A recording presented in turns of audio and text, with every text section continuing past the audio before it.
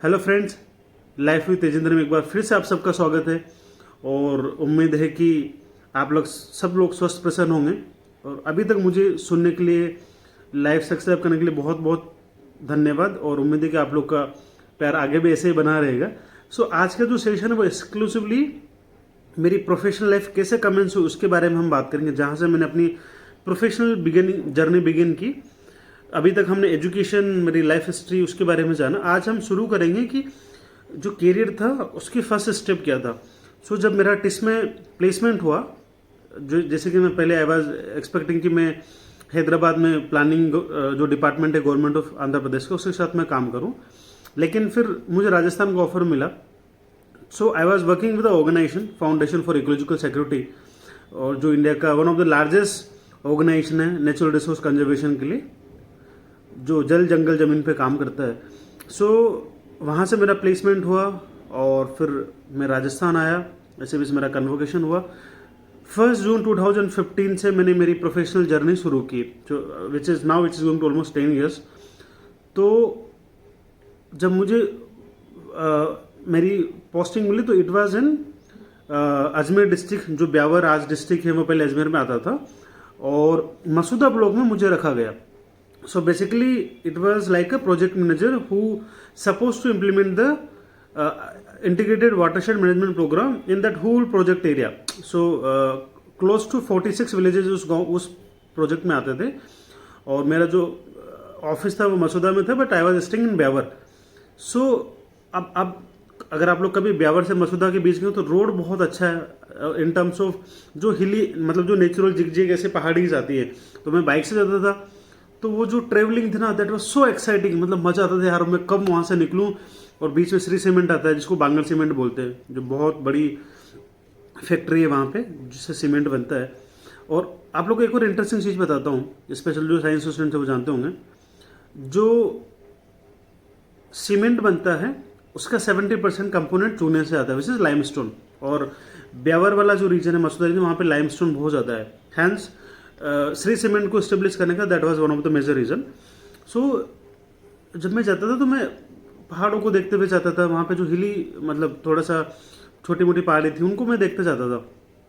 And trust में बारिश में बहुत सुंदर हो जाता, बिकॉज बारिश में वहाँ पे थोड़ा सा ऊपर ग्रीनरी हो जाती थी। तो लेकिन ये कि जो एरिया है मसूदा, वो रेड फेड एरिया में आता है। जहाँ पे बारिश कम होती है, वो लेट से जो मिलीमीटर वो कम होता है बिलो एवरेज, ऐसे एरिया को हम रेड फेड एरिया बोलते हैं। और ये एरिया मगरा जोन में आता है। Magra is basically a place, a area जहाँ पे लेवल ऑफ डेवलपमेंट कम है, हिली रीजन्स है, नेचुरल रिसोर्स उनका कंजर्वेशन नहीं है, कम है, और उनको बचाने की जरूरत है। बेसिकली एक अंडर डेवलप्ड रीजन आप बोल सकते हैं। भीम, मगरा, राजसमंद, ये जो रीजन है सारा उसमें आता है मगरा में। तो बहुत सीखने को मिला। जो मसूदा रीजन है वो रेड फेड जोन में आता है, जहाँ पे बारिश कम होती है, और मगरा रीजन का एक पार्ट है। तो ये सारे जो एरिया है, राजसमंद, ब्यावर, इधर जो एरिया है, ये मगरा रीजन का पार्ट था। अब एक एक्साइटिंग चीज़ मैं आपको बताता हूँ। अगर आप कल्चरली देखें, मसूदा में जो लोग रहते हैं, जो कठात कम्युनिटी है, मेवा तो कठात। कठात लोग जो हैं basically these are converted people, जो हिंदू थे, और मुस्लिम के जब इन्वेजन हुआ तो इनका रिलीजन चेंज हुआ। इट वाज बट ऑब्वियस कि जब भी कोई इन्वेजन होता था, अटैक होता था, तो they need to change their religion and they need to accept the suzerainty of the particular king जो वहाँ पे अटैक कर रहा है। तो एक सबसे एक्साइटिंग जो चीज़ मुझे सीखने को मिली वहाँ पे, एक ऐसे बहुत सारे लोग हैं गाँव में। आप जाएंगे वहाँ पे नया गाँव एक पंचायत है मसूदा में, तो एक ऐसा परिवार मुझे मिला, वैसे बहुत सारे हैं, जिसमें आदमी का नाम पवन, हाँ जी वही पवन जी जो हनुमान जी को बोलते, पवन देव, और उनकी वाइफ का नाम रईसा बानो। एक तरफ उनका बाबा का कुछ मजार था घर में, और एक तरफ उनका हनुमान जी की पूजा। मैं देखी, मुझे ये क्या है। देन दे टोल्ड मी कि कैसे हमारे हमारा कन्वर्जन हुआ। हमारे जो लीडर थे हमारी कम्युनिटी के, कठात, जो बहुत कठोर थे, उससे हमारा नाम कठौत पड़ा। तो बहुत आई ओपनर लर्निंग थी मेरे लिए। मैंने बोला यार, ये इतनी सारी चीज़ें अभी हमारे देश में हैं, हमारे गांव में हम जानते ही नहीं हैं। बहुत इट वाज सो एक्साइटिंग। उसके साथ साथ जब मैं फील्ड में जाता था, जस्ट टू अंडरस्टैंड कि जो गवर्नमेंट का प्रोजेक्ट्स है वो कैसे का, बिकॉज ये जो प्रोजेक्ट्स था ये गवर्नमेंट ऑफ इंडिया का था, और वैशाली नगर जयपुर में हम लोग का जो हेड ऑफिस था स्टेट गवर्नमेंट का वाटरशेड डिपार्टमेंट का, वहाँ पे हम लोग की मॉनिटरिंग मीटिंग्स सब होती थी। तो इसी बहाने अजमेर जाने का भी मौका मिलता था। तो फतेह सागर जो अन्ना सागर लेक हैं, अन्ना सागर लेक वहाँ पे चौपाटी हैं, उसमें घूमने का मौका मिला। इसी बहाने मेरे 4-5 और फ्रेंड्स थे जो हमारे साथ एक प्रोजेक्ट पे काम कर रहे थे, हम लोग मिलके पुष्कर जाते थे। तो पुष्कर की जब आप अजमेर से पुष्कर की पहाड़ी में तो एक it will be a different view. वहाँ पे एक सेल्फी पॉइंट भी है, अगर आप लोग गए तो you will enjoy it a lot.